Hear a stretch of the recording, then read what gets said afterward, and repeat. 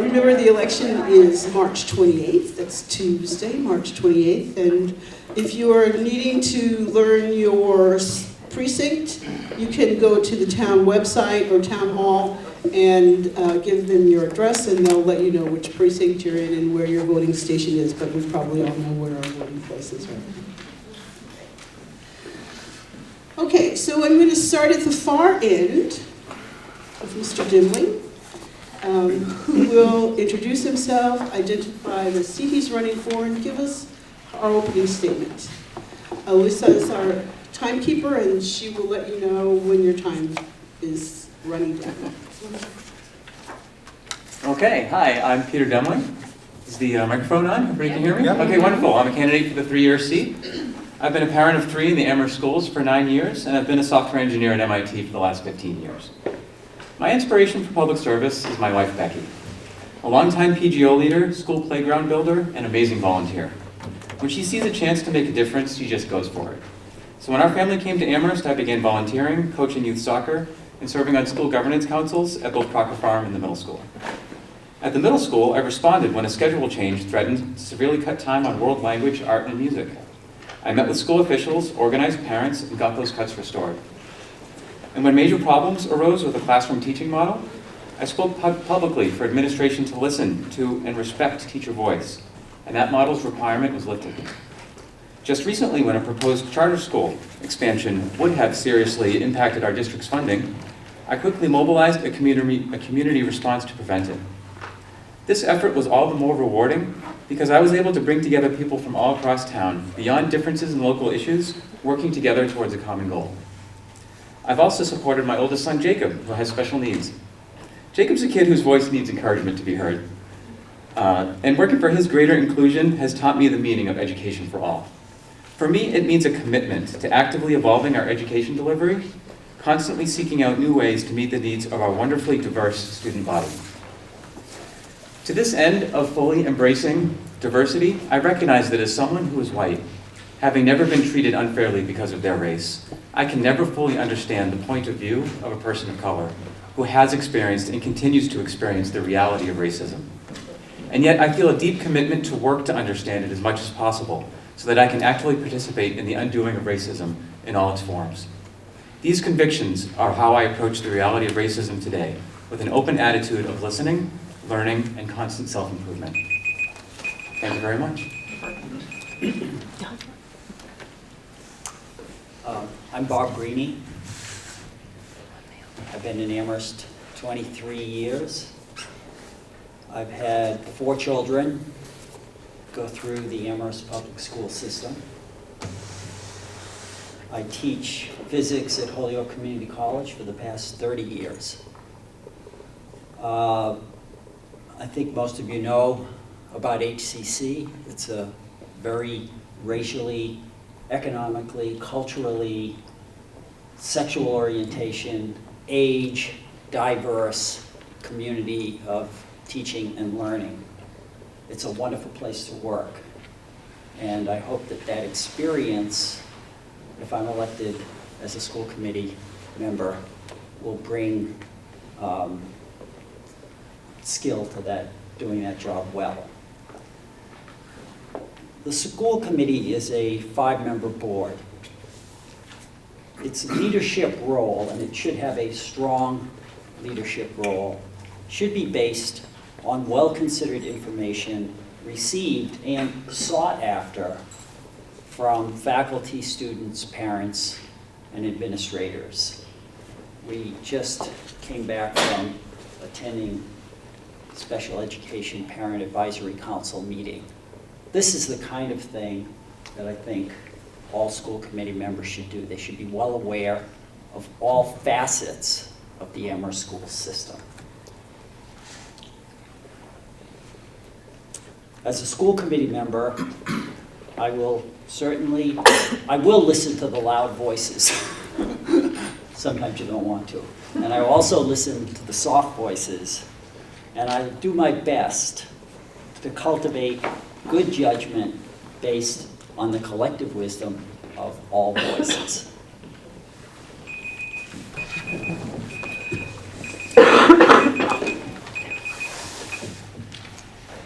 Hi, I'm Jennifer Page, and I'm running for the 3-year seat. And here are 5 things you should know about me. 1, my vision for Amherst Schools is that school is a place where all students and families feel welcomed and a sense of belonging, and where students can thrive while being supported and challenged. Because no matter who you are, no matter where you come from, no matter your ability or achievement level, no matter what you look like or how you worship, you deserve to feel safe and welcomed in your community schools. 2, I am a woman of color who is often seen as a model minority. When people look at me, many of them see a person from a family who came to this country with very little, worked hard, and succeeded. And that is true. However, this was accomplished within a system that rewards those who assimilate and blend in, and hinders those who do not. I may have survived taunts on the playground about the shape of my eyes, but I've never had to worry about being treated unfairly because of the color of my skin, the texture of my hair, or the way that I worship. I'm here to fight for and support people who are marginalized for any reason. 3, I care deeply about addressing issues of equity and anti-racism. I will actively address issues of racism, sexism, ableism, homophobia, Islamophobia, or any unfair treatment. I feel that we need to do more than just address issues as they occur, but that we need to proactively teach anti-racism. It's not enough to say that we treat everyone the same. We need to be proactive about naming and calling out any unfair treatment, in particular, institutional racism. 4, I see my role as a school committee member as someone who will actively seek out and consider all voices, especially those who will be affected by decisions, and particularly those that have been actively or subtly silenced in the past. 5, I stand for being the voice of reason. I've served on the board of directors of 2 local nonprofits, and I've been called the voice of reason many times. I look at things in a logical way, and I set aside emotion and bias, or I try to be aware of my own bias. I consider it my greatest gift that I'm able to see things from many perspectives. Good evening. My name is Eric Nakajima, and I'm running for the 2-year seat. I'm currently a member of the school committee as appointed last October. I also happen to grow up in Amherst and went to Fort River Elementary School and junior high and high school. And I was raised with a real passion for social justice and with the progressive values and spirit that I think are often taught in our schools here. If you're familiar with them, 3 major influences on me when I was young were Roger Wallace, who I had 5th and 6th grade, Connie Matthews, who I had for English and African American literature at the high school, and Bill Strickland, who's an African American history professor at UMass and an activist. And it's something that what I brought to my career doing economic development work and working for Governor Patrick, the reason I was in that work was because I believed we needed to, as a complement to civil rights and social justice, improve economic opportunity, improve how the state works for people of all backgrounds and all communities. And it's really what got me into that kind of work. It's also one of the reasons why I'm very pleased to be on the school committee and hope to be reelected if you're willing. On the school committee so far, I've tried to be very supportive of proposals that have come from the School Equity Task Force and improving our food policy. I also was one of the co-authors of a recent resolution on immigration, because I think honestly, in the age of Trump, I think, frankly, all of our public leaders, including school committee members, have to be awake and active and engaged about how we can be supportive of all the families and all the students in our district. One of the things I want to do in the next 2 years, next year, is develop a community-based school strategy, like a district improvement plan, but a broad-based strategy, because I think we need to include everyone in visioning for our district. Thank you, everybody. I just want to make this group aware that this forum is being co-sponsored by the Amherst NAACP, as well as the Coming Together Project. Both of these organizations are focused on issues of equity and social justice, which is quite in line with the mission of the Amherst schools, which is the academic achievement of every student learning in a system dedicated to social justice and multiculturalism. So our first question this evening, this will be a question, and I can repeat it if any of the candidates would like me to repeat it as we go along. But the first question is, describe your understanding of systemic racism and how it can be addressed in the school system. How would you describe and assess the racial climate in the schools? And how do you think the change needs to happen? Or where do you think the change needs to happen? So I'll repeat the question. Describe your understanding of systemic racism and how it can be addressed in the school system. How would you describe and assess the racial climate in the schools? And where do you think the change needs to happen? And Mr. Nakajima, you can go first. Thank you.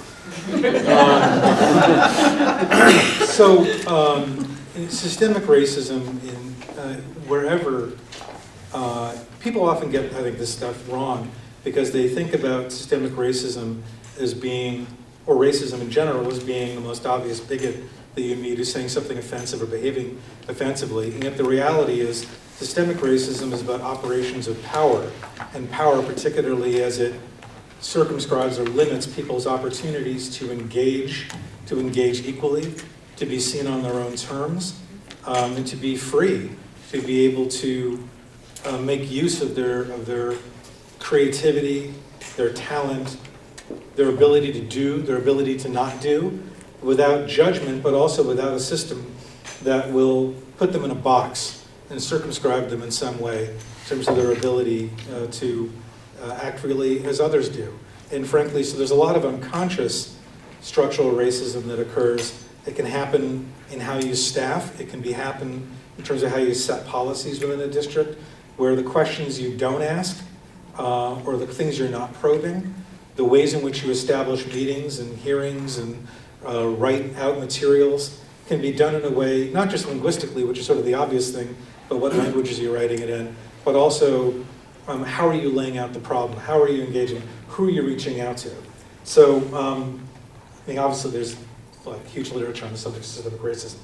I have 30 seconds. I think in our schools, I mean, one of the tectonic shifts that's happened, I grew up in a very progressive town that talked a lot about racism, but the reality was also a community that was like 98% plus white, whatever that means. And so one of the major changes we've had in our community is that we're majority minority again, whatever that means. And I say that because there's a diversity, right? Like there's just more to explore in this topic. But I was going somewhere with this observation that our town has changed, and therefore we must adjust also with that change and involve people and engage them. Okay, thank you. Thank you. Mr. Dimley. So yeah, it's a huge question for 2 minutes. So systemic racism. So I think one of the fundamental things to realize about racism, and honestly, I didn't understand this until maybe my mid-30s. You know, when I was in school, I had a very simplistic notion of the world, that we are all one world, one humanity, and as long as I don't feel overt racism in my heart, then that's enough, and that's all I have to do. And what I came to understand is that there are multiple circles that emanate from that, where racism can propagate through our society without my intention. One of the most powerful is through cognitive bias, through the conditionings of my own thoughts and actions and habits, where even without intending, I can treat someone unfairly because of their race. That's a terrible thing if you don't feel that in your heart. And so that's all the motivation I need to want to work on that. And so that's a big problem. How do you work on undoing one's own cognitive bias? So for me, in my own personal life, I try and do two things. One is just to be alert to my reactions, if there is bias. Being able to just stop, short circuit that immediate reaction is important. And then if something happens and I'm still not seeing something that other people are pointing out to me, is racist, then to talk to other people, get other points of view, and say, show me, help me to see and understand that. And so the second part of the question, the last 30 seconds, how do we change this in the schools? I really think with all changes, but especially with this one, we really need to take our cue from teachers and students and have them tell us what they need. Well, are we giving you the training that you deserve? Are you being able to implement a valuable program like restorative justice in the proper way? What kind of funding do you need? What kind of supports do you need? And so from a school committee perspective, that's how I would approach it. So a few people have entered the room since we put up the index card, so I'm wanting to let people know that audience members are encouraged to ask questions of the candidates. If you would like to have a question asked, please raise your hand, and Evan will give you an index card where you can write your question. Okay. Ms. Page. So describe my understanding of systemic racism. My understanding of systemic racism is a system in which power and most power and wealth is held by white people, and the system is designed to perpetuate that.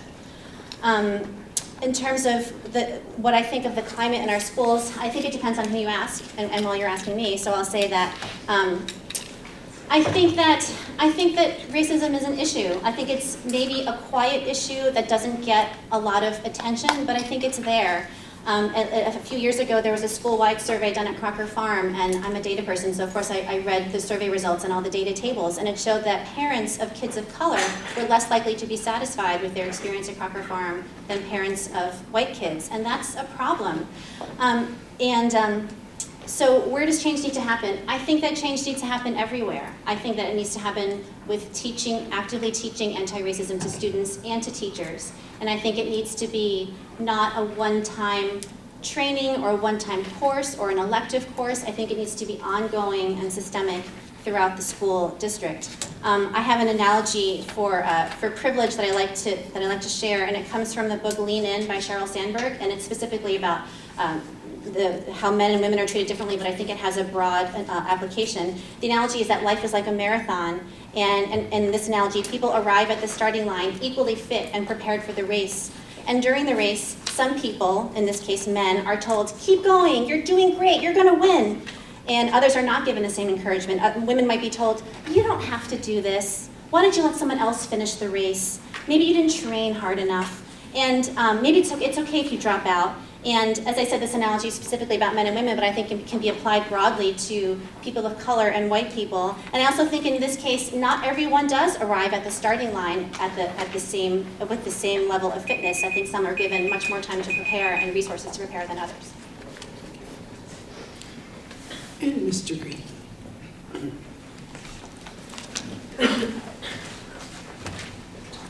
So here I am, a white male, and I don't have that experience. I need to learn from people of those cultures and those races. And I really don't want to put myself in a position of saying what any group needs. So if I'm on the school committee, I'm there to listen. And to listen to the voices, all the voices, and figure out how that plays out.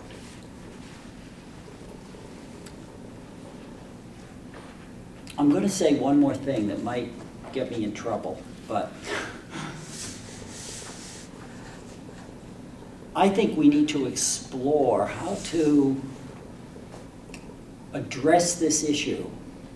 And I don't mean that the direct, head-on, right-in-the-face approach is wrong. I think that's part of it. But sometimes I wonder if we don't do more harm than good by making a problem too visible. So how can we talk to each other and work together and play together in a way where we stop seeing color and race and culture. That's really would be my ultimate goal.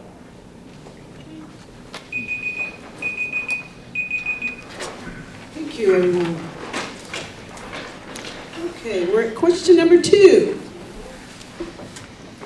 You may have heard about this new idea of plan that is being talked about in our district about co-locating 2 elementary schools. So, our second question asks, and some people want to have that co-location, some people want to keep the small neighborhood schools.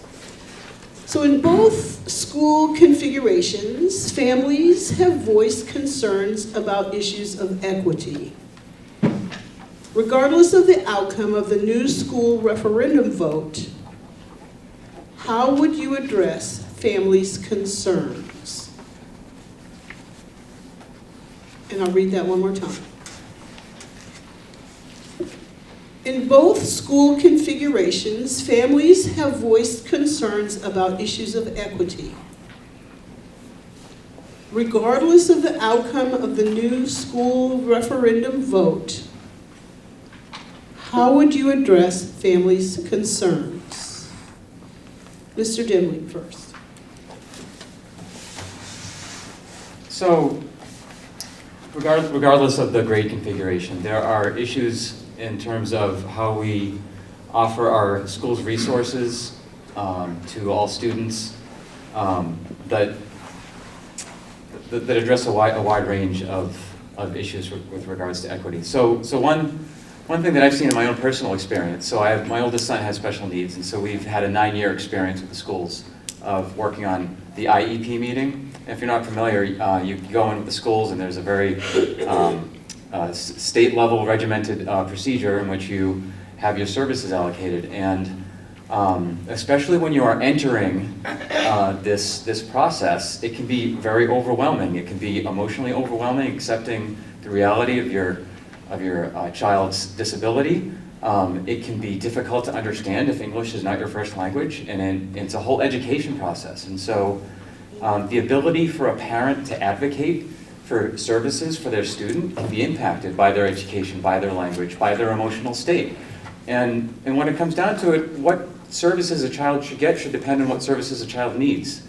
It shouldn't depend on the ability or the availability of a parent to advocate. And so, as now that my son is a senior, 9 years later, one thing I want to do is to work with our schools and our special education director to provide a more supportive onboarding process for the 20% of families that have a kid on an IEP or a 504 plan, and so that they don't feel alone, and that the children are getting what they deserve, irrespective of the educational or cultural background of the parents. That's just one aspect of equity, but I think it's a very important one.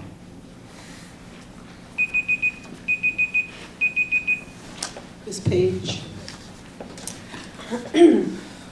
When it comes to equity, my belief is that equity is not the same as equality, and equity is not the same as consistency, and that giving everyone access to the same resources, the same materials, or even putting everyone in the same building is not the same as equity.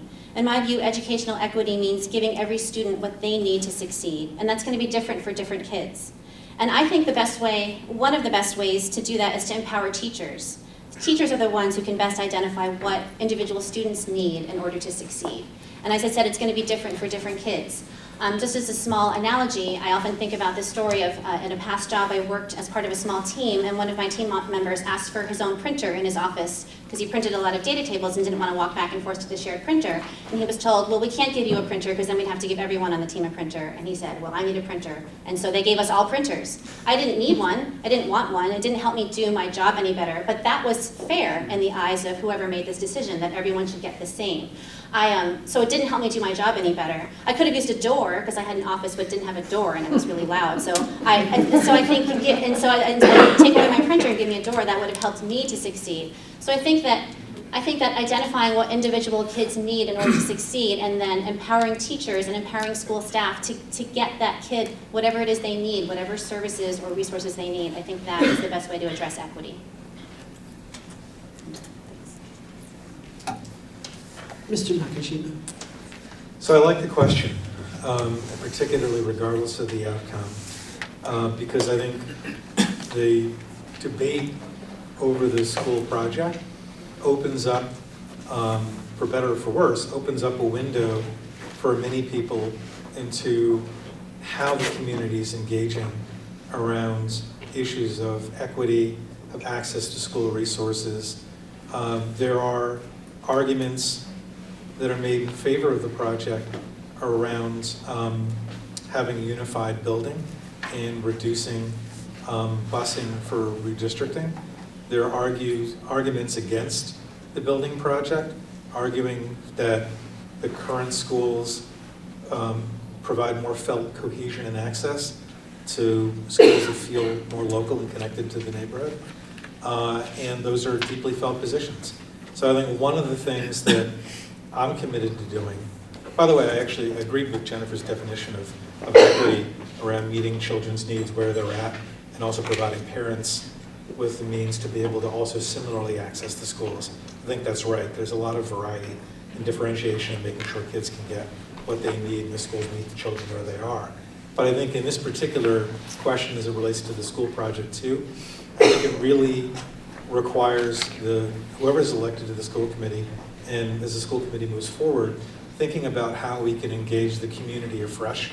Because the fact that you have people who are very passionately committed to their view and vision of what equity means, who come out with very different definitions of how that works into implementation, tells me we need to have much richer and deeper conversation as we're looking to plan for a future and plan for new programs, and think about how we hire staff and how we rank them and all those sorts of things. So to me, a commitment to really a very rich engagement with the community is one of the things I really want to do, that I think we have to.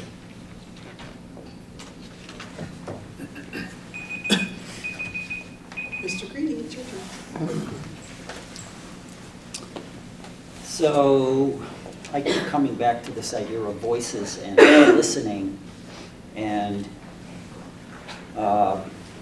what I heard was pretty split over the current school configuration among all populations. So, but either way, no matter which the outcome, I can't agree more that it's important that each individual has what they need to succeed. And I like the distinction you made between equality and equity. And so I think listening and meeting the needs that are being called out, and listening to the teachers and the parents and the students, and coming up with a specific plan in each case to meet those needs is the approach that I would favor. Okay. Our next question. When you speak to your constituents, what does that process look like? Where does it take place? How do you advertise? And how do you ensure representation from various stakeholders?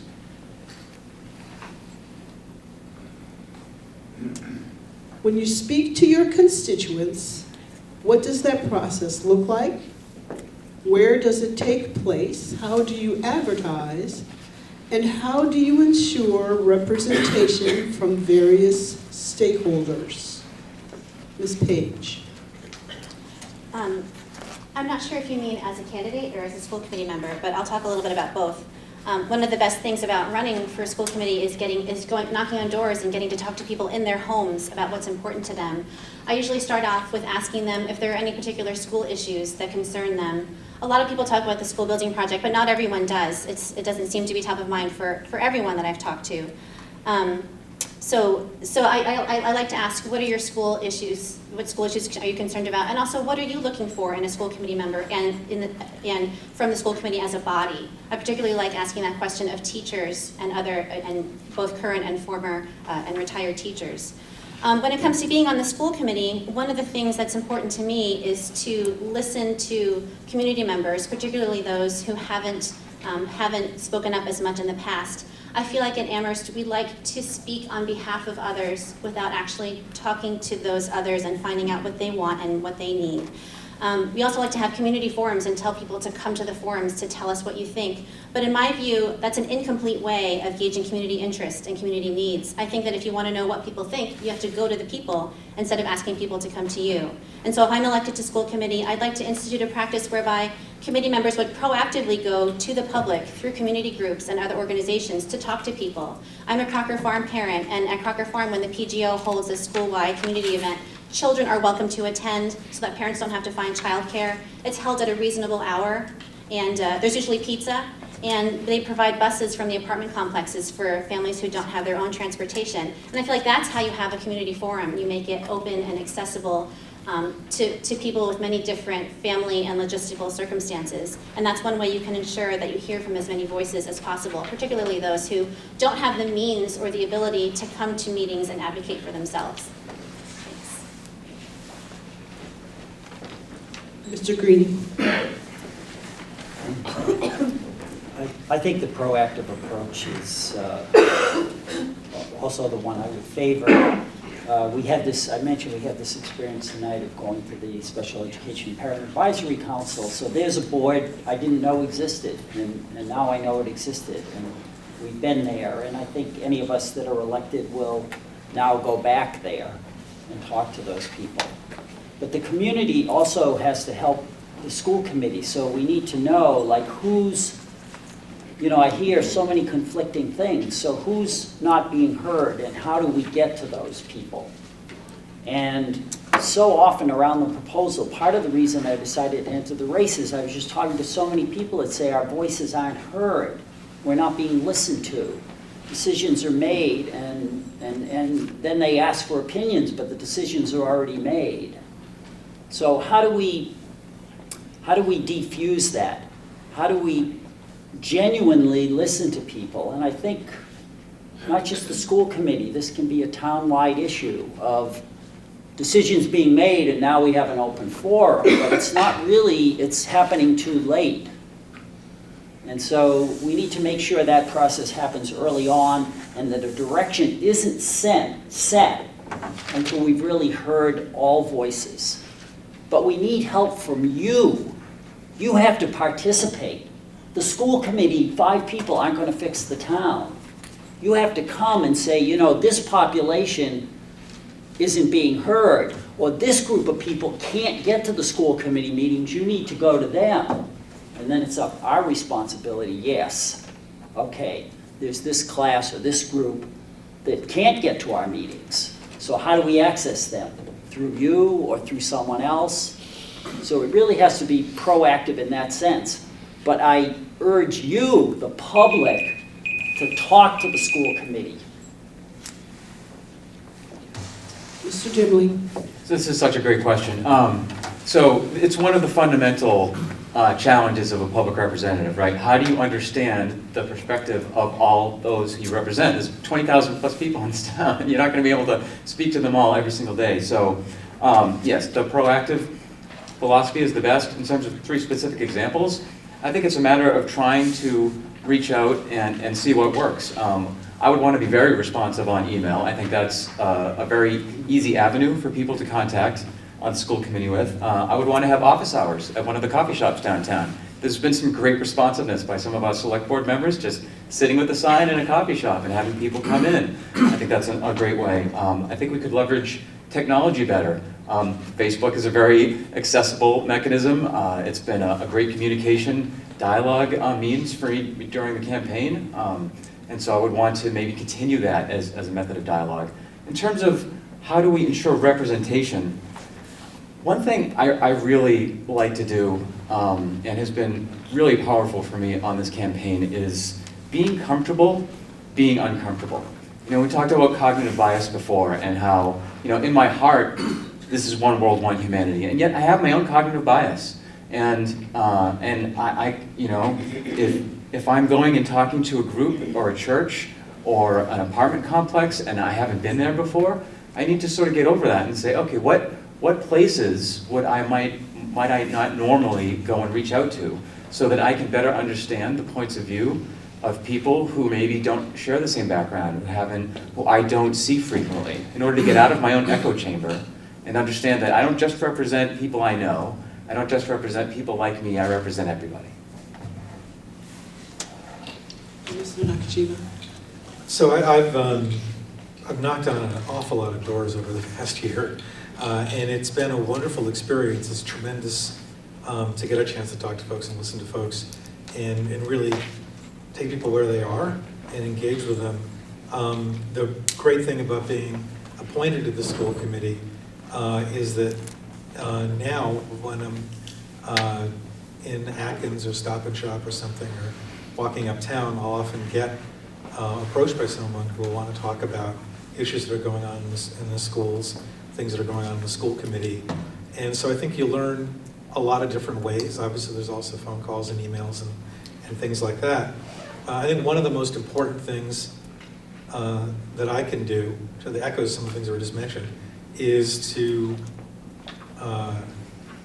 take every person fresh and not have preconceptions about what they're saying, what their opinions or views are, where they're coming from, and really have that attitude. I think if you like public service and you really enjoy doing this kind of stuff, I get jazzed up meeting and talking with people, so listening to them. So it's not hard for me to do. I think on the committee as a whole, in terms of how our business goes, it's really challenging in terms of how you engage the community for a couple of reasons. One, because there always tends to be sort of a bureaucracy, including a public bureaucracy, of committees and groups that come and speak before you about different issues.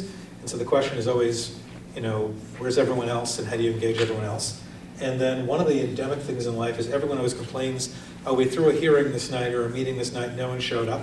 The reality is no one's ever going to show up. If you think about how you do a campaign versus how you do a hearing you say, we're meeting Tuesday, no one shows up. Oh, well, we did our hearing. If you do a campaign, you say, hey, I got to go meet with this church group over here or this community group over here because I need to go where the bodies are. I think we need to think afresh about, as a committee, how we do a better job of that, because it's not enough to say, oh, well, no one showed up. We've got to go meet with people. Very good. I'm going to ask this last question, and then we're going to take a break. When we return from the break, we'll have the audience questions posed to our candidates. Given the academic discipline and disparity, Given the academic and discipline disparities between students of color and their white peers, both nationally and reflected here in Amherst, how would you hold the new superintendent accountable to addressing these issues and advancing toward a more equitable district? Okay, I'll repeat the question. Given the academic and discipline disparities between students of color and their white peers, both nationally and reflected here in Amherst, how would you hold the new superintendent accountable to addressing these issues and advancing towards a more equitable district? Mr. Green.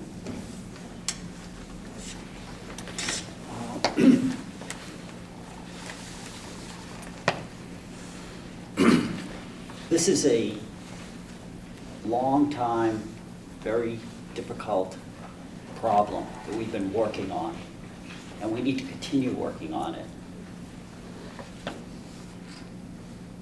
I don't think I would have the superintendent or expect the superintendent to solve it.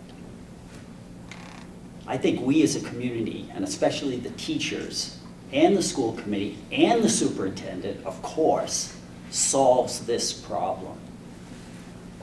This is a little bit aside, but I think we have the wrong idea about the superintendent.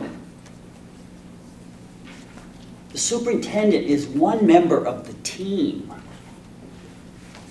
The school committee is a 5-member body that works with the superintendent to make sure that the school system operates at its maximum possible brilliance. But solving this problem needs all of us to participate, especially parents, teachers, school committee members. We tell the superintendent that this is our priority, and we, as a community, figure out, experiment, trial and error, how to solve the problem. And we tell the superintendent, this is how we're going to solve the problem.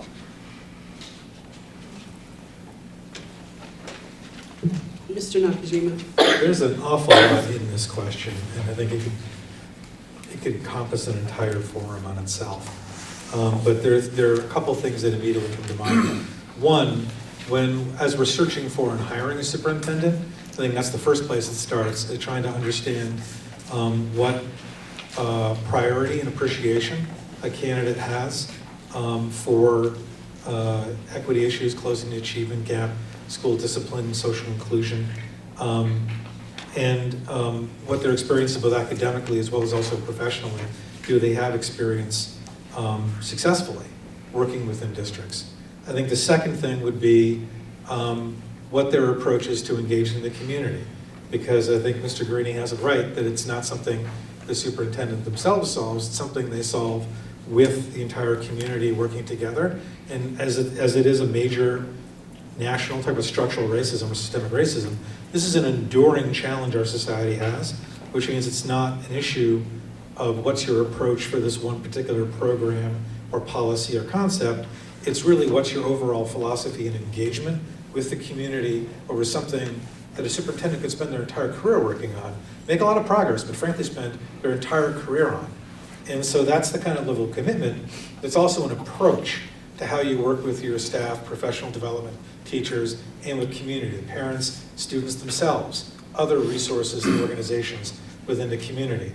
And then I think the third thing, and I don't mean any disrespect on this at all, but the third thing would be setting measurable goals and evaluating transparently with feedback from the students, the faculty, and the community on an annual and every couple of year basis, so that you have the discipline of evaluating how you're doing in as real time as possible, getting feedback, not to be punitive, but so you can adjust and make changes and continue to tinker as you improve and get toward the goal of equality. Mr. Dimwit.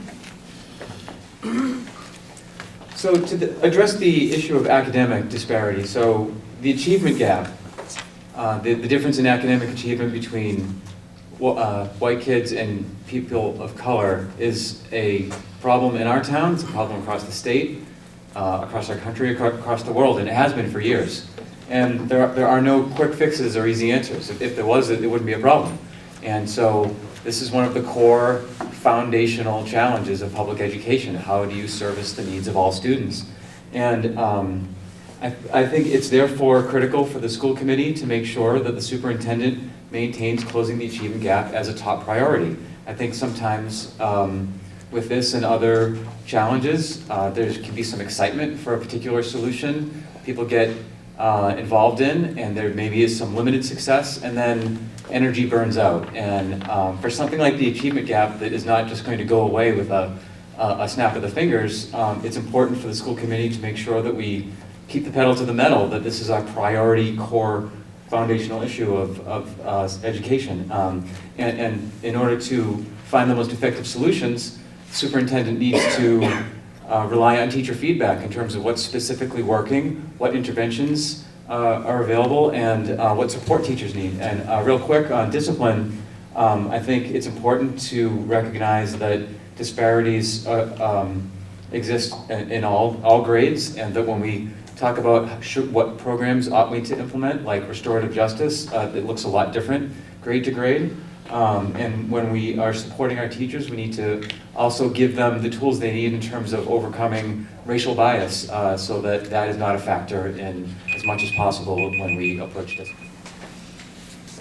Ms. Page.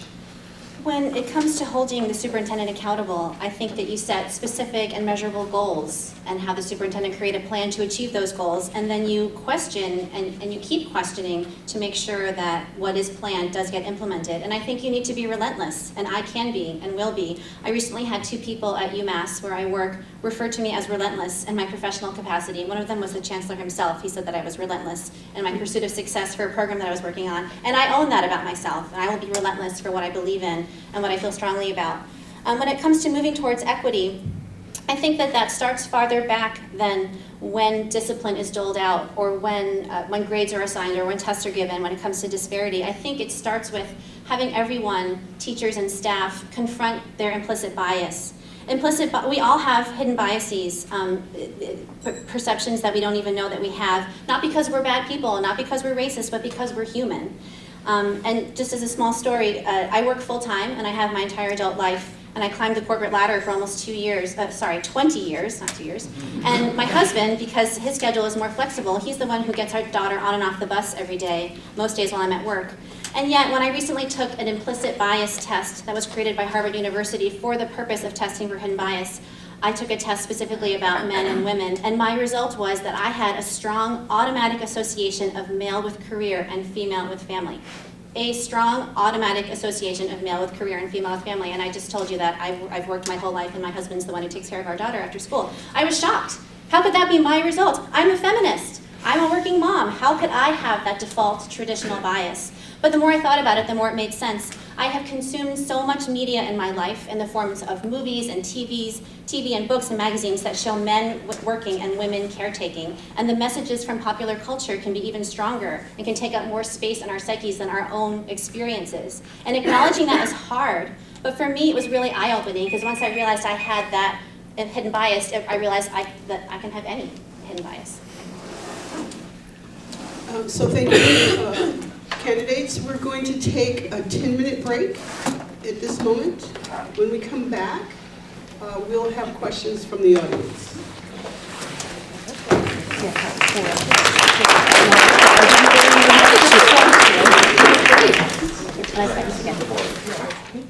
Okay, so this last segment is addressing questions from the audience. Our team, Ms. Pat Onanibaku and Evan, have gone through and sifted through all of the questions that people have submitted and have attempted to merge or combine or have a question that is reflective of multiple questions if there was more than one question that had a similar topic. So I have 6. We've boiled down all of them to 6. So here they go. Question number 1. And we'll start with Mr. Nakajima and go down the row. In Amherst, there appears to be a dichotomous view of issues pertaining to equity and issues pertaining to excellence in our schools.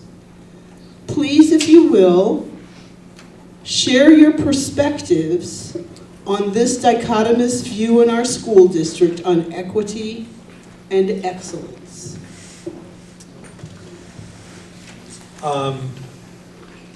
Well, I mean, to be candid, I'm not sure I am fully conversant in what people's views are on the argument of excellence versus equity.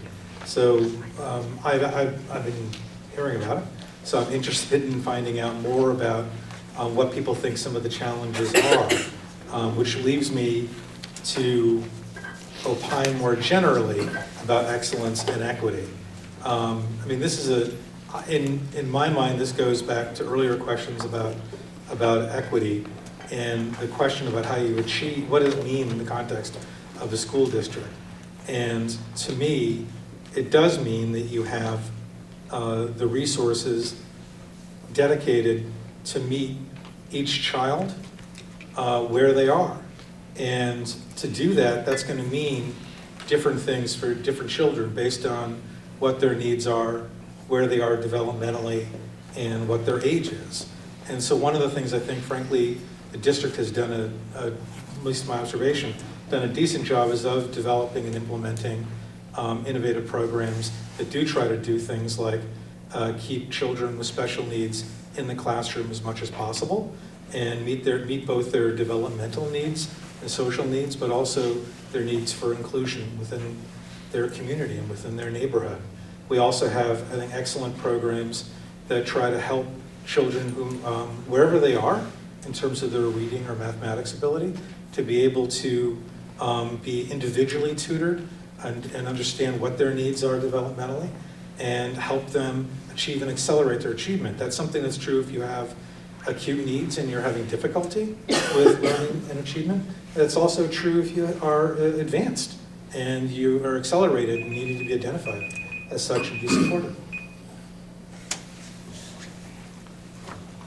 So when we talk about the dichotomy between equity versus excellence, I'm going to assume that that means the struggle between, or the struggle between putting resources towards making sure that all kids are getting what they need, which often means giving additional resources to lower achieving and higher need students, versus sometimes at the expense of higher achieving students and making sure that they're getting what they need to excel.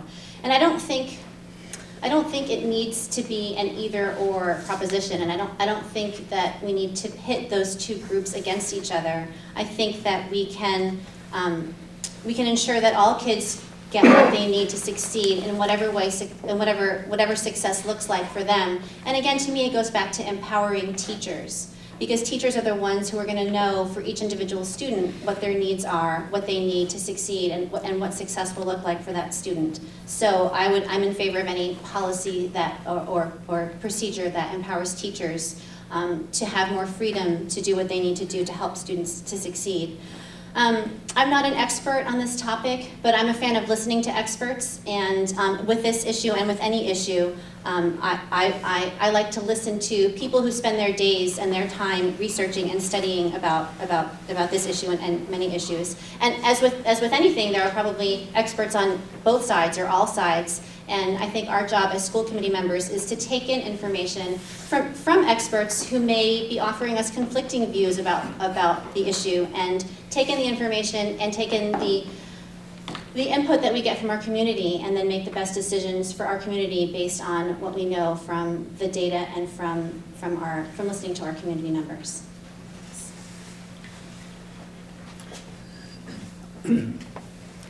So I'm a teacher. I deal with this problem on a daily basis. I have a wide variety of students taking a very difficult subject of physics. And I have to try and meet the needs of those students. It's no mean task, believe me.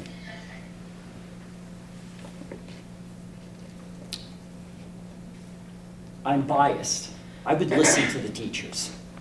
I would seek out what the teachers feel. I would let the teachers experiment and find out and talk to each other.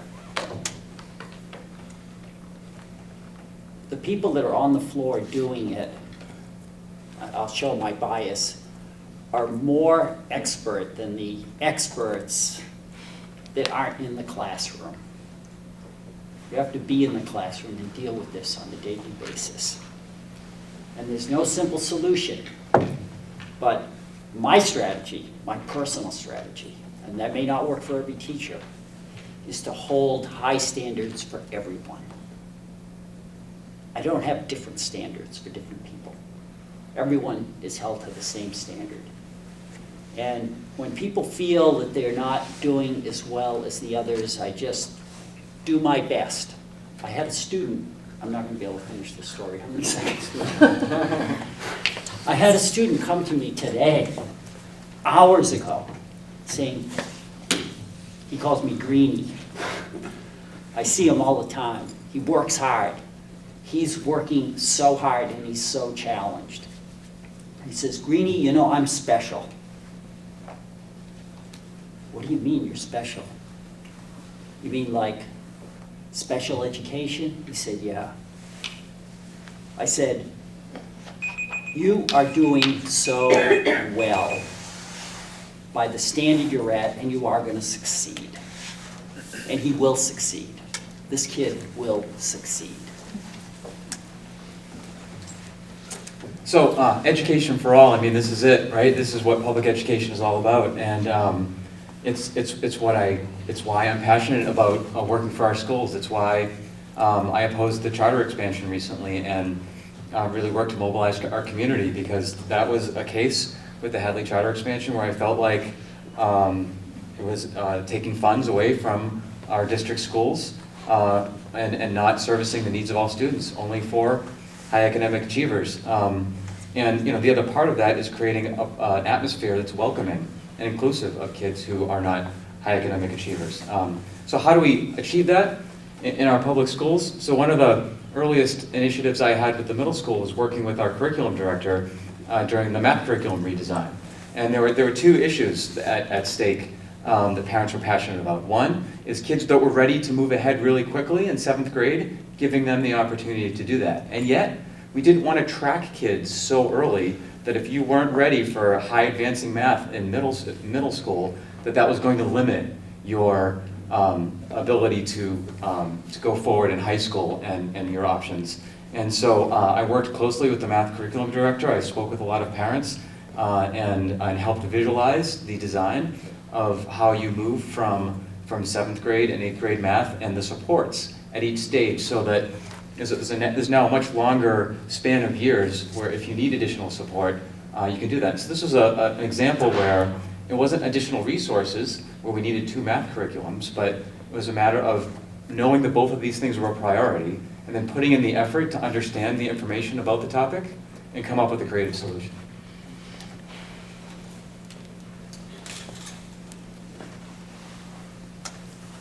Okay, question number 2.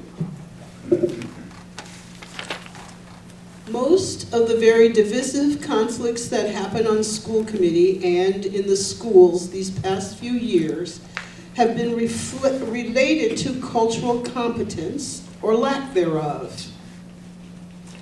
How will you, as a committee member, bring the skills and cross-cultural awareness to communicate across these divides? I'll read it one more time. Most of the very divisive conflicts that happened on school committee and in the schools these past few years have been related to cultural competence or lack thereof. How will you, as a committee member, bring the skills and cross-cultural awareness to communicate across these divides? Mr. Diddley? So, like I spoke in my opening statement, as someone who is white, I can never fully understand the perspective of a person of color in our society, because racism is so ingrained in all of the aspects that we've spoken about this evening, whether it's in the hearts of individuals or cognitive bias or institutions or in white privilege. And so when there is a very passionate, divisive issue that comes up along these lines, my approach is to first want to not react so that I can short-circuit that initial bias. And then the second thing is to try and be alert to my own flaws and my own perspective. And then if my committee members are seeing something that I'm not seeing, I want to be able to stop and solicit the input of multiple perspectives and points of view before jumping to a conclusion that based on my own point of view, this particular act or policy doesn't appear to be related to issues of cultural competence. I think it's very important to have humility when approaching these issues and to be able to work together to understand all the facts of a particular situation before coming to an appropriate conclusion. Mr. Greeny? I'm all for humility. I think it goes a long way.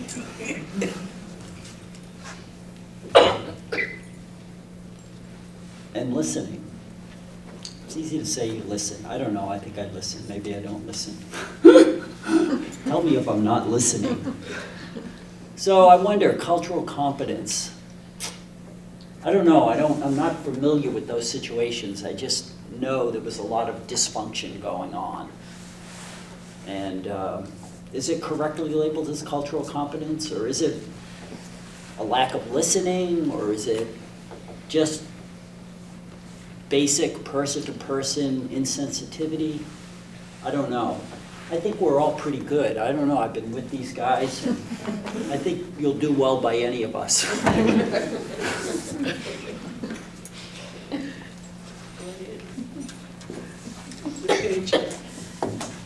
So I am Chinese. I'm 100% Chinese. Both of my parents, who incidentally are new residents of Amherst, and they love it here, are Chinese. But I had a very white upbringing in Westchester County, New York. I grew up surrounded by white folks, actually mostly Italian American, which I didn't realize at the time. I sometimes say that I'm a woman of color who has lived a white lady's life for most of my life. And it's only in the last 5 or 10 years or so that I've had my own awakening, not just about my own identity as a woman of color, but about how much racism and misogyny are baked into our culture. And I think that being aware, having made myself aware of those issues and now continuing to try to educate myself and raise my own level of cultural competence is the only way I know how to be now. And I know that I still have a lot to learn, and I'm committed to staying curious about the world and about people, and especially about myself. When it comes to relationships on the school committee, I approach everyone with the assumption of good intentions. I don't jump to conclusions or make assumptions about anyone's motivations, regardless of what I think their words mean. I had a situation recently where I heard secondhand that someone I considered a friend was saying negative things about me, and my initial response was to be surprised and upset. But then I took a step back and thought about what I know about this friend and that it seemed out of character for this friend to do this. So I questioned the story that I'd heard secondhand, and after investigating it more, it turned out to be untrue. It was a misunderstanding. And that's what I mean when I say I assume good intentions and I don't jump to conclusions. I ask questions, even if I think I already know the answer.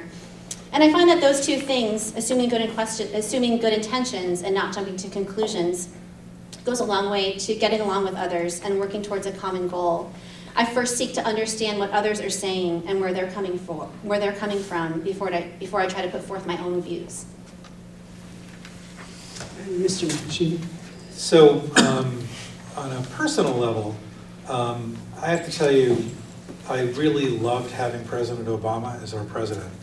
And it's a very personal reason. No, I'm very serious about this. He has, I knew while he was president that there was one person who was a significant leader in our society who understood and gone through something that I'd gone through. He's black and white. I'm Asian and white. My dad has a PhD, my mom has a master's. My family were farmers back in Ohio, and my uncle and aunt were machinists who worked the second and third shift and didn't have college educations. And I lived in this town, Amherst, that as much as I love it, was a place that if you were, it liked to put you in a box. But the box isn't just a box, it's a community, right? It's a place of belonging. So one person's nurturing bosom is another person's felt alienation. And so I grew up in a place where I wasn't traditionally Christian, I wasn't Jewish either. I wasn't fully white, and I wasn't fully Asian. And that was painful, frankly. But it gave me good skills, and also, frankly, I came from a family that had high educational attainment and aspirations, but also was frankly very working class in its backgrounds and its income. And so it gave me, I think, a lot of sensitivity to listening for the ways in which people, unfortunately, and probably through no fault of their own, structure dialogue and structure conversations in ways that exclude instead of involve and bring people together. I think that's something in my career in life. I've tried to bring that to the collaborative way in which I try to work with other people. I've been trying to do that, frankly, as chair of the regional school committee, which is why hopefully we haven't had as many arguments recently. But it's creating a safe space for people as human beings to engage, and there are many dimensions to that.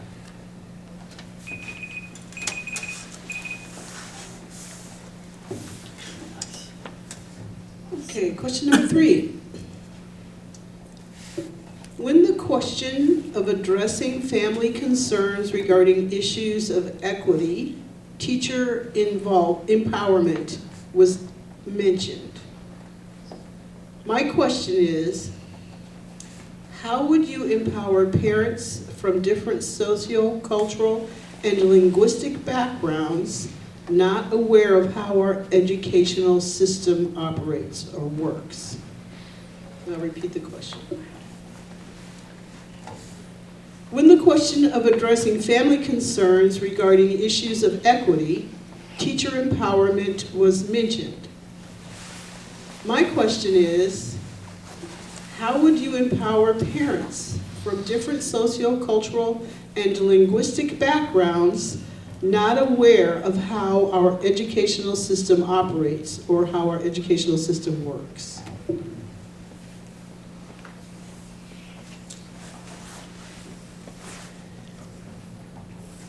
Mr. Dillon. So one main example is an initiative that I'm enthusiastic about is what I spoke about earlier, which is an ombudsman of, if you will, someone who can help the 20% of our students who are entering the IEP process and to make sure that the services that are being delivered are dependent on what the student needs and not the parent's education, command of English, emotional state in order to advocate for their children. Another aspect of empowering parents that I feel very strongly about is early childhood education and intervention. We have an amazing preschool. I'm a little biased because my wife works in one of the classrooms, but I hear stories and not only is it much cheaper than private preschool, but the level of attention and services there is much higher than a private preschool. And so I want to be able to have parents have access to that as much as possible. And it comes down to very small details sometimes that we can lose sight of. I know that there are parents without a car who can't get to the preschool without walking. And on bad weather days, those kids don't show up for preschool. And that's a problem. And so and this isn't something that can be solved with a public forum where we give you a pamphlet about your we have to meet parents where their needs are and to be proactively looking out for what these kids need. And that's one aspect that I would like to see more attention to is when kids first come into our district, whether it's kindergarten or pre-K, what are their parents needing as opposed to creating some academic policy on high of what we think people need. Mr. Nakashima. Well, I think empowering parents, means a number of different things. Some are very practical in terms of whether you have diverse staff with linguistic capability in different languages that can meet parents where they are.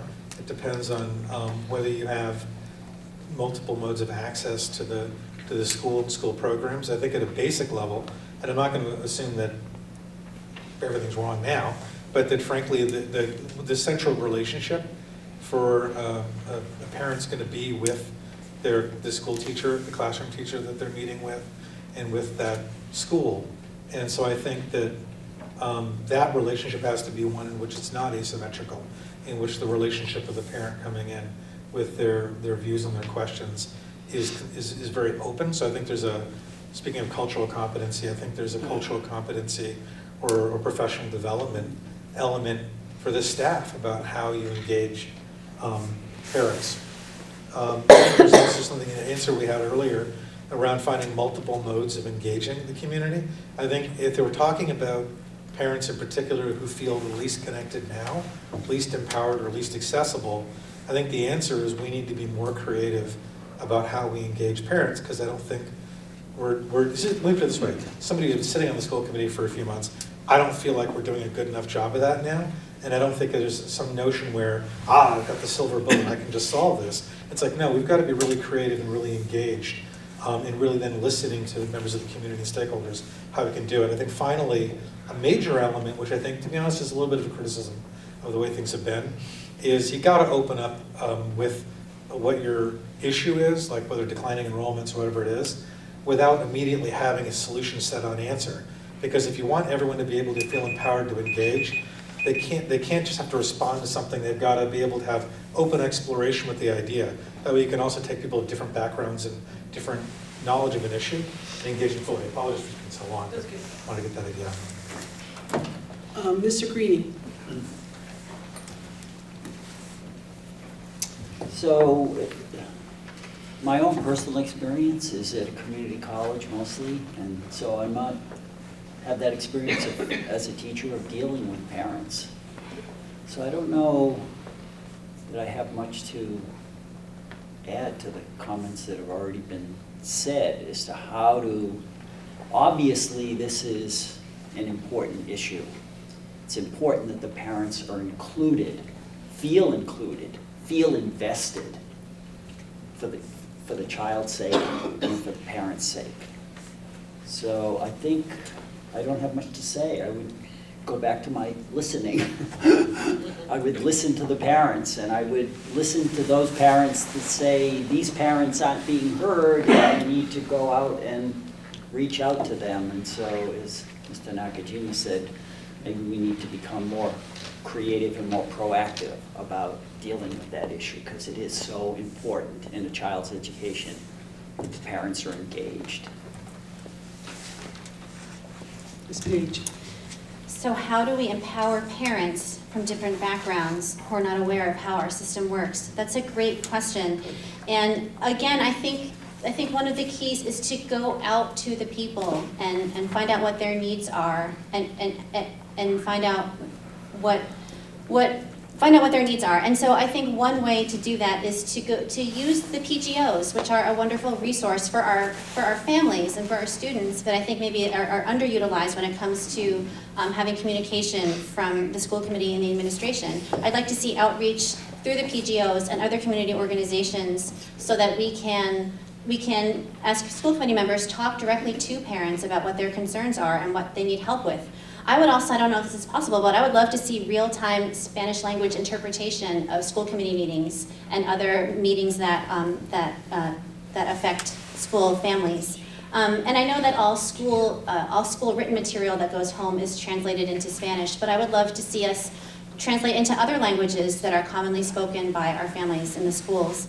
And I know we have CPAC, which is a group that helps parents advocate for their children who have special needs. And maybe we need a similar organization for parents who don't have kids with special needs, but have other challenges in advocating for their kids. And again, I don't think we need to reinvent the wheel. And again, I think we can make better use of our PGOs who are organized and have relationships with families to reach out to them and find out what do they think families need? What do they think are some outages that families are experiencing that we might be able to help with?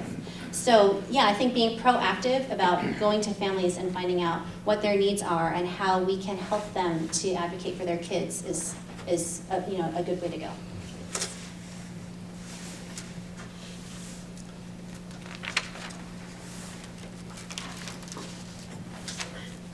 I'm just going to reword this question just a little bit.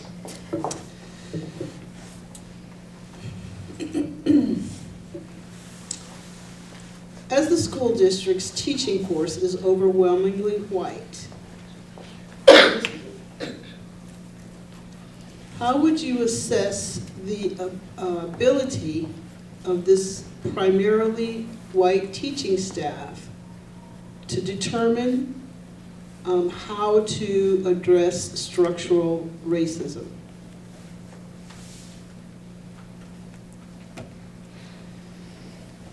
As the school district's teaching force is overwhelmingly white,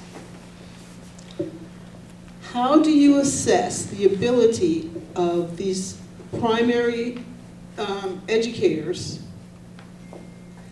How do you assess the ability of these educators to be the primary source of determining what to address or how to address structural racism?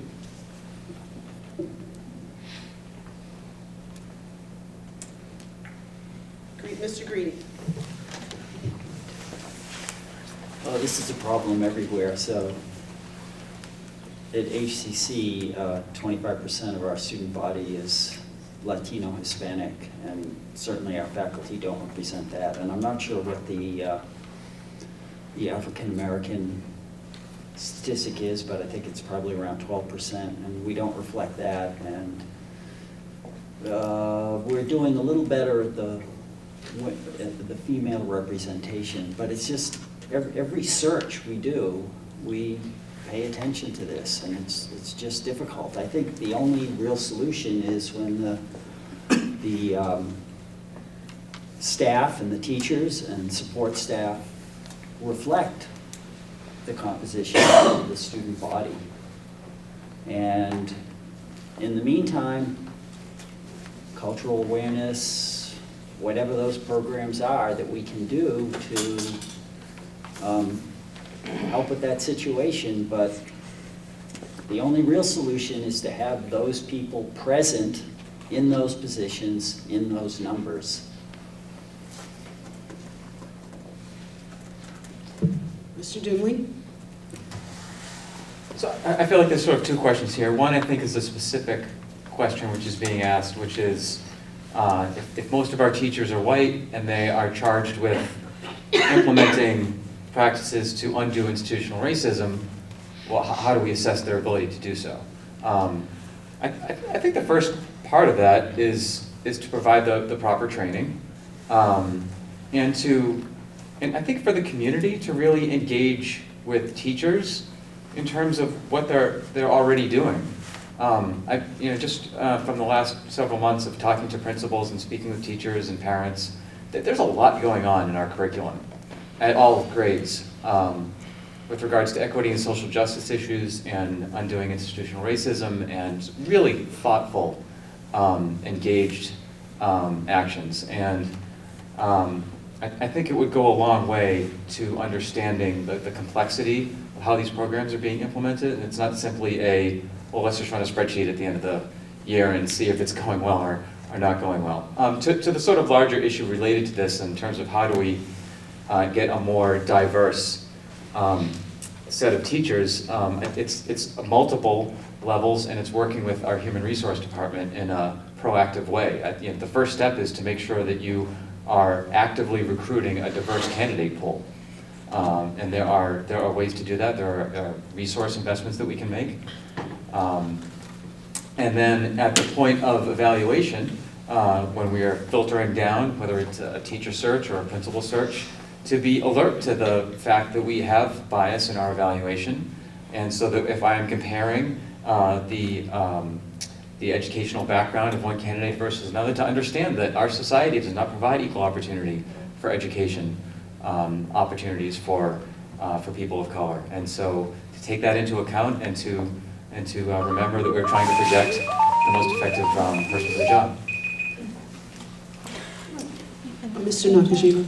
So I think there are a couple things in here. In terms of recruitment, one, obviously, I think we want to recruit more teachers of color, more staff of color into our district. I think it's good that we have a program in place where paraprofessionals who are currently more likely to be staff of color than the teachers can get certified to become teachers and remain in our district.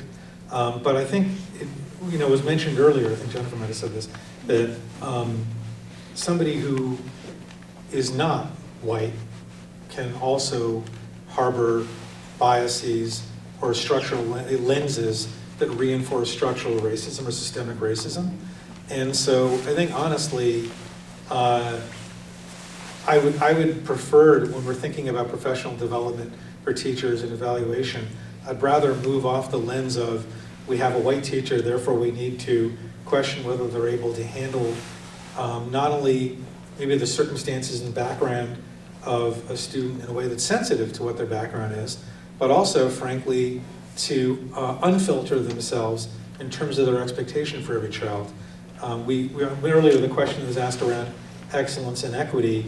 I started off being slightly flummoxed by the question, only because to me, as someone who spent my life passionate about social change and justice, equity and excellence aren't enemies of one another.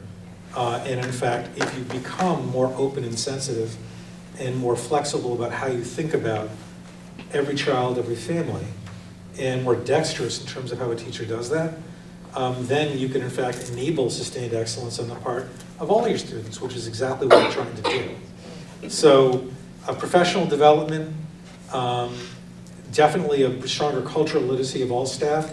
I frankly don't think we should be targeting that at any individual teacher. I think it's something we should be doing systemically and pervasively throughout our district with all staff and with parents, not on behalf of parents or against parents or something. So the question was, how do we assess the ability of our primarily white teaching staff to address issues of structural racism? I don't know how we necessarily assess their ability, but I do think it's vital that we have ongoing systemic professional development and training when it comes to cultural competence and recognizing hidden bias and related topics. And I think that this is something that will make our teachers better at what they do, not just for students of color, but for all students, because this is not just to make school experience better for students of color. It benefits everyone, and it should be a priority, not an extra, because it's a need to have, not a nice to have. Well, we have wonderful and caring and experienced and skilled teachers in Amherst, and I believe it's the job of the school district to create conditions that allow teachers to continually grow in their understanding of racism. And without that, we can't expect better from our students. When it comes to our primarily white teaching staff, I think that we need to make a concerted effort to hire and retain more teachers of color, because representation matters. Just as a small personal story, when I was a young child, very young, I used to think that Chinese people didn't hug and kiss romantically when I was very young. My parents weren't physically affectionate with each other in front of us kids, and I never saw Asian people being physically affectionate or in romantic or dating situations on TV and movies or in books. I only saw white people doing this. So I just assumed Chinese people don't do that. And then when I was around 6, I saw a photo on the cover of Newsweek, I remember it specifically, showing 2 Asian people hugging, and it rocked my world. I was so relieved, and I thought, okay, good, Chinese people can hug and kiss romantically. It's true, and looking back on it now, it's charming. And so I think that kids need to see people who look like them, doing a wide variety of normal human things, like working and loving and going to college and teaching any number of ordinary, everyday things.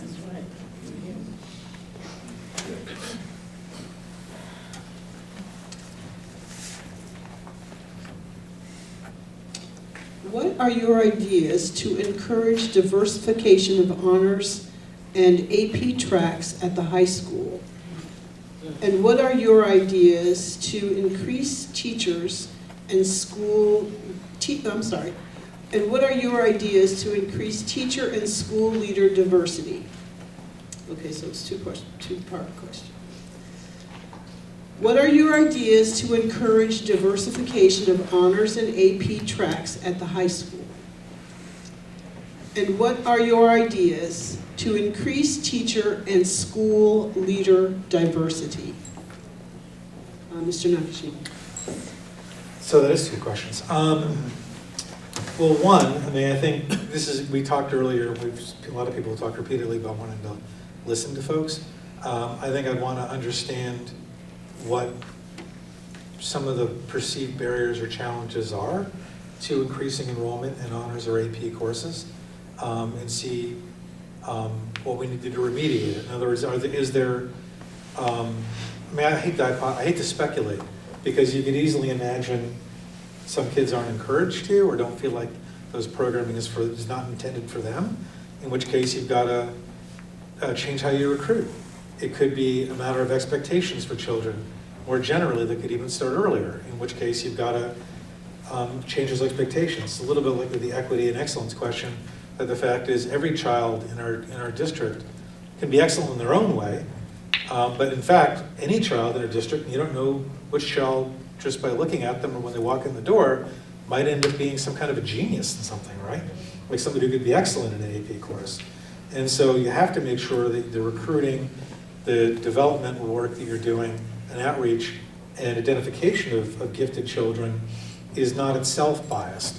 And that's particularly important because I think by the time a kid is in their senior year, or their junior year, if you're not careful, it could be too late for a very talented child to be able to take advantage of an AP course. So you got to start earlier and break down how you're identifying gifted children, how you're making resources available, and then also, frankly, over time, how porous you can move between a course that's about developmental acceleration, let's say reading acceleration, to the point some kid may go from needing help to all of a sudden be really gifted. Now, does the teacher catch up and recognize that that child has moved to that level? So I answered one of these questions, I think, well. Half credit, which feels good.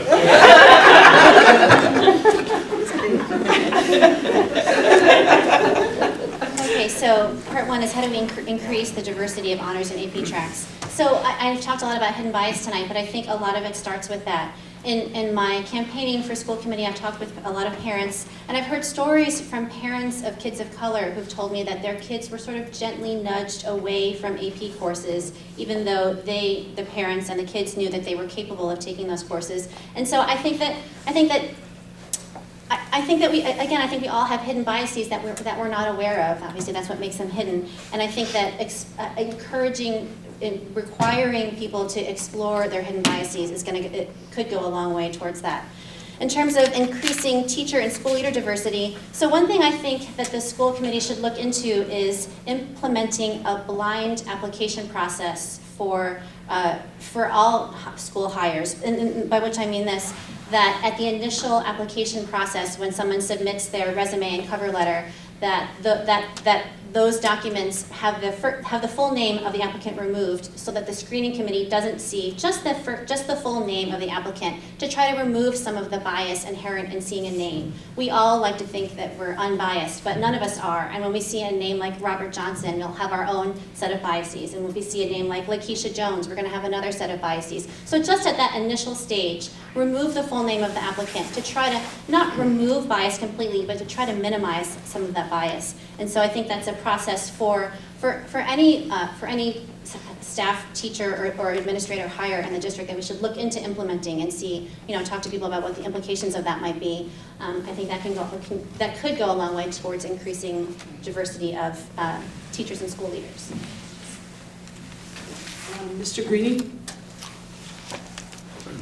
So I'm surprised to hear that some student might be discouraged from pursuing an AP track. Certainly, if that kind of activity is there, I'm not quite sure how you get rid of it, but it needs to be gotten rid of. Certainly, anyone that is remotely able to attempt such a course should be encouraged to do it. And there should be backup plans for what happens if it's not working, so that the person can make a transition without feeling a sense of defeat or failure. It seems, though, the only real solution has to be at a much earlier stage. And the earlier, the better.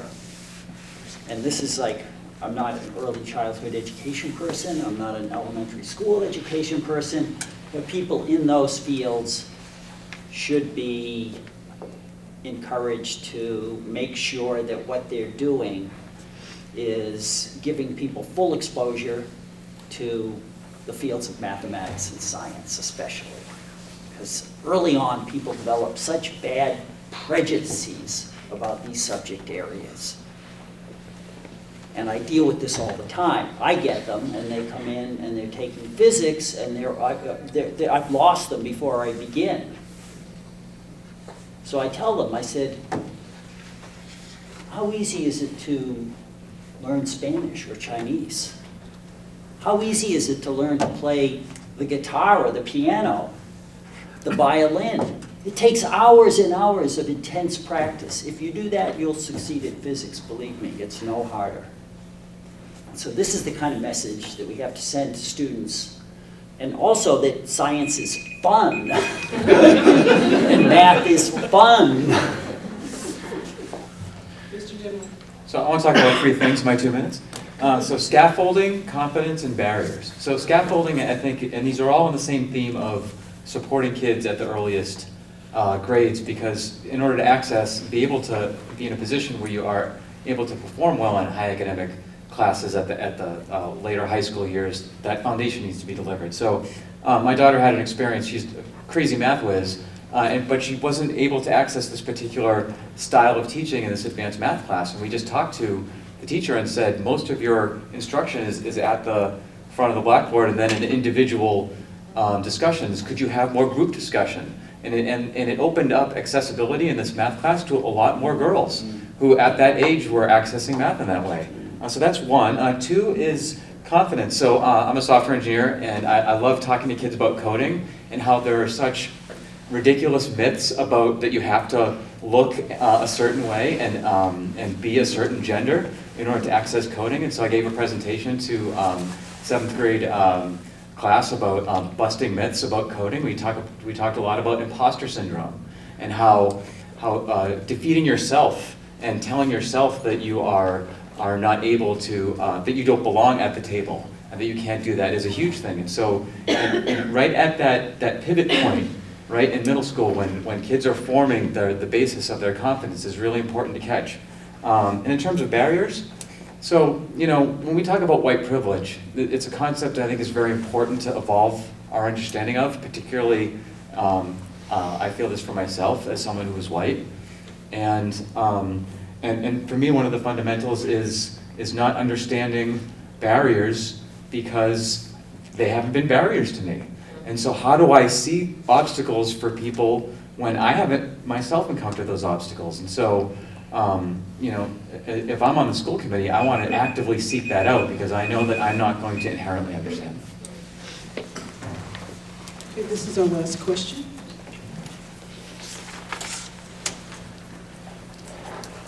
Do you foresee any current issues that might involve a conflict of interest?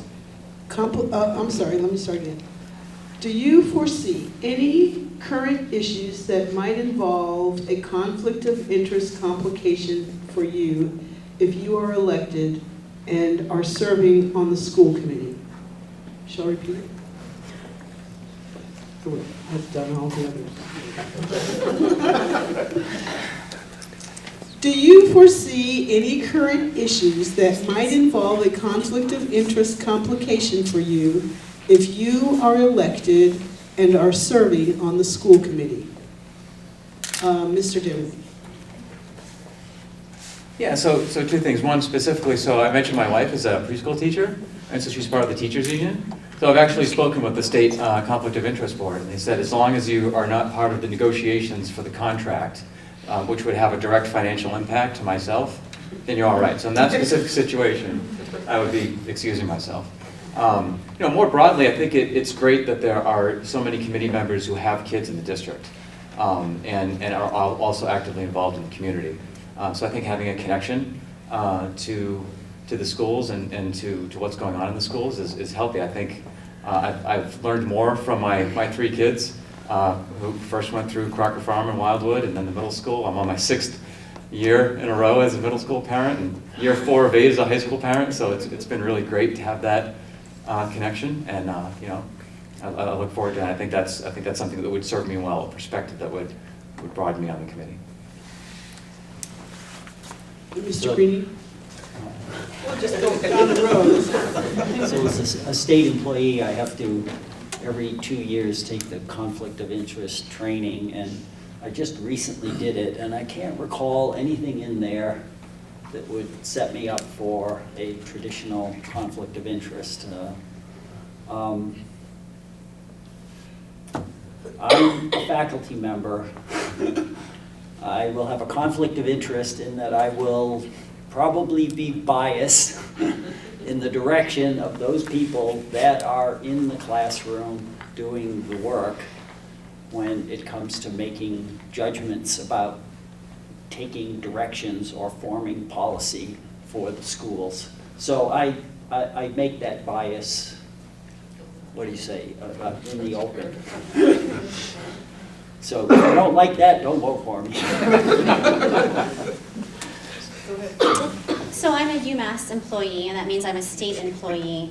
The only conflict of interest that I know of at this time is that state employees are prohibited from requesting or accepting donations for political campaigns, even my own. So as I've been campaigning, I've been sure to tell everyone that. Everyone who asks me about donating to my campaign, I tell them, I am prohibited from accepting or requesting donations for political campaigns. Please talk to my treasurer. I even make sure to say that when I talk to groups of supporters, to say it up front so that everyone's clear on what is allowed. Since the Amherst schools no longer have Marks Meadow, which was owned by UMass, I don't foresee any conflicts of interest with being a UMass employee. That being said, if there ever does come to a decision or a vote by the school committee that would involve UMass, I would contact the state ethics committee, to the state ethics board, to ask what I need to be aware of and whether there's anything I would need to recuse myself from when it comes to discussing or voting on any UMass issue. But that's the only thing that I can think of. So no, I wouldn't have a conflict of interest, and I think that was everyone else's answer. But since everyone else took a little more time to explain, I'll just go on to say that I've worked in state government for many years, and so I've worked on boards and I've chaired boards where you have to comply with various state laws around open meeting law, things like that. I've also helped negotiate grants and projects and contracts where it's not exactly conflict of interest, but ethics issues arise because not everyone you're working with on the other side of the transaction necessarily understands what the appropriate processes are. And so it's kind of almost a teachable or an educational moment where you can help someone think through how do you do public business in an effective way that also doesn't accidentally get you caught up in an awry foul of laws. So I think that's incredibly important. I forget what the other thing I was going to say, but I think it's just generally, I think we could do. I think the other thing I was going to say is that in the work we do as a committee, sometimes it's easy to be informal because there's so few people. But one of the reasons, isn't exactly a legal thing, but to me, part of the reason why you develop structures of public process that can sometimes seem a little bureaucratic is because it's not about you, not just in your own selfish needs, but it's not about just like what you and someone else think that should happen. There's got to be a broader level of engagement and due diligence because not only are you doing it on behalf of other people, taxpayers and citizens, but also there need to be transparency and points of entry for the public to be able to engage in the work you're doing. So I bring that kind of experience to it and sensitivity as well. Thanks. Well, I want to thank the candidates for sharing their thoughts and reflections with us.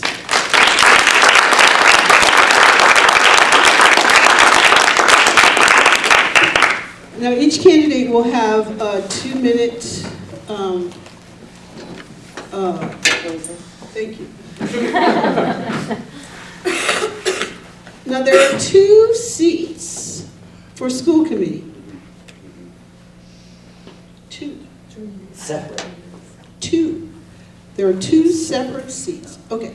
They're not always separate. One of those seats is for a 2-year assignment.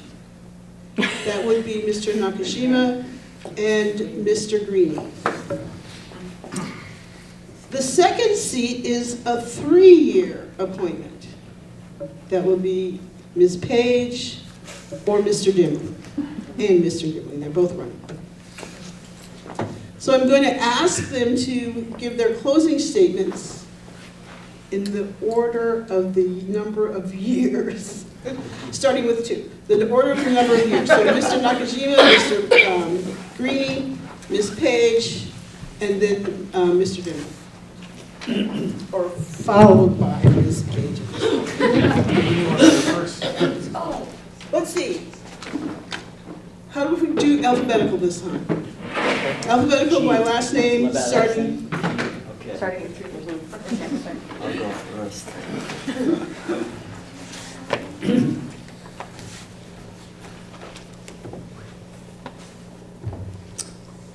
A crack in the Earth's crust formed this valley 240 million years ago,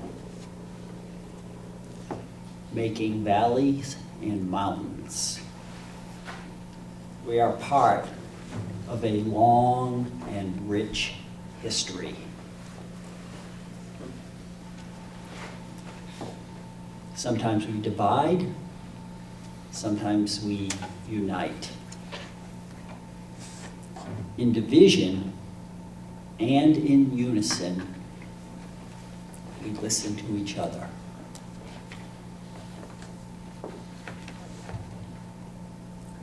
We also listen to ourselves.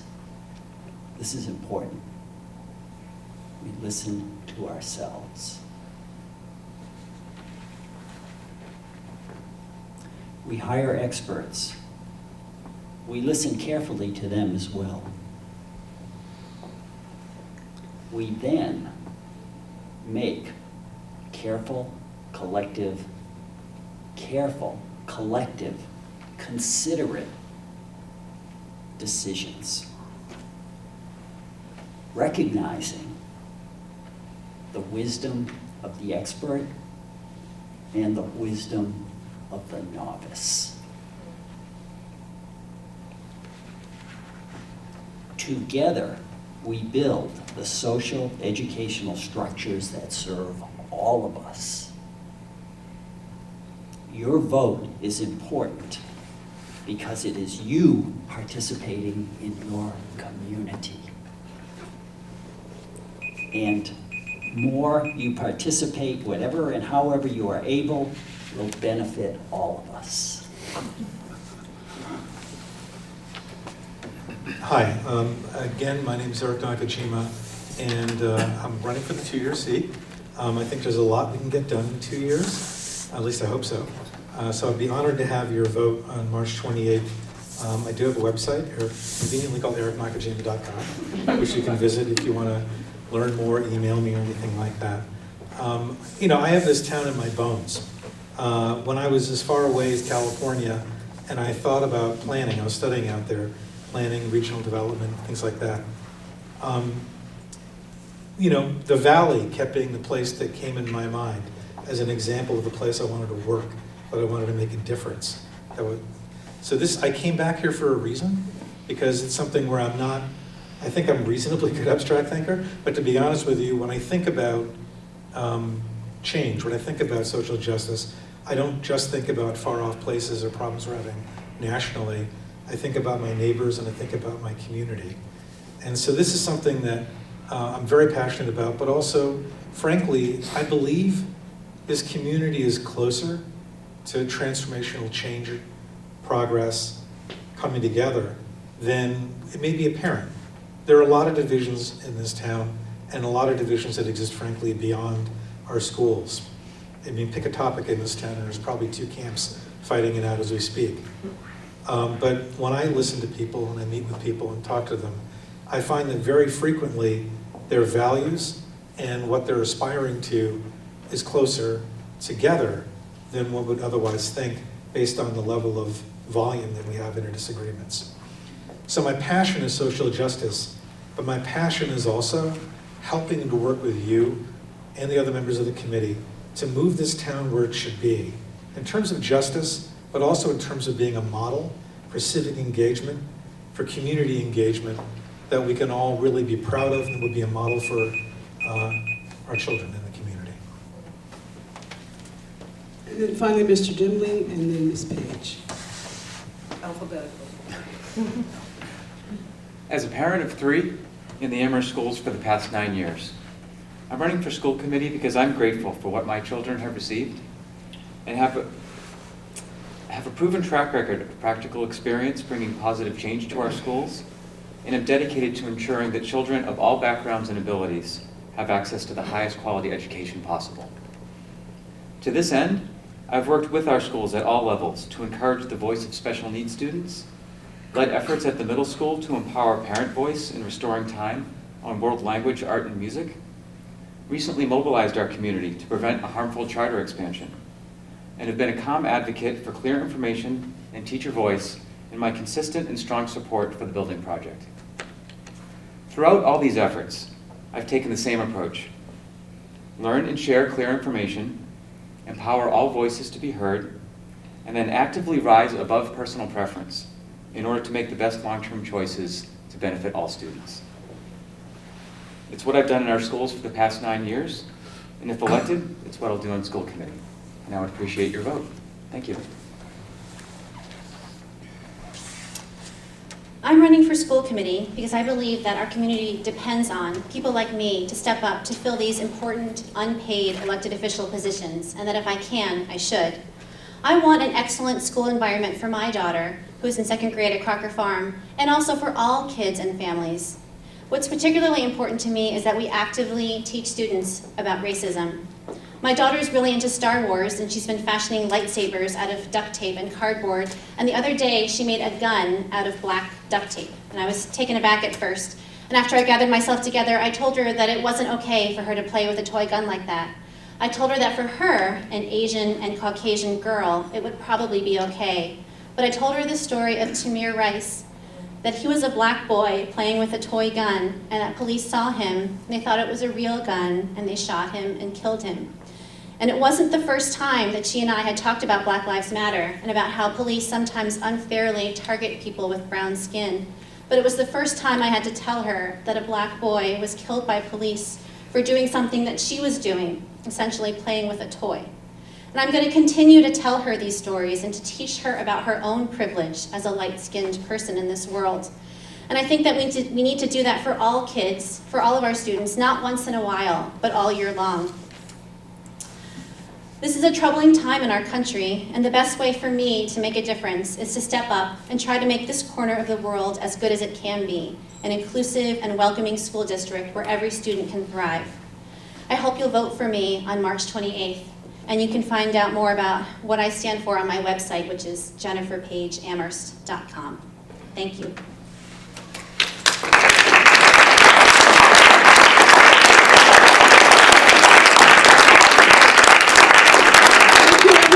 Class is dismissed.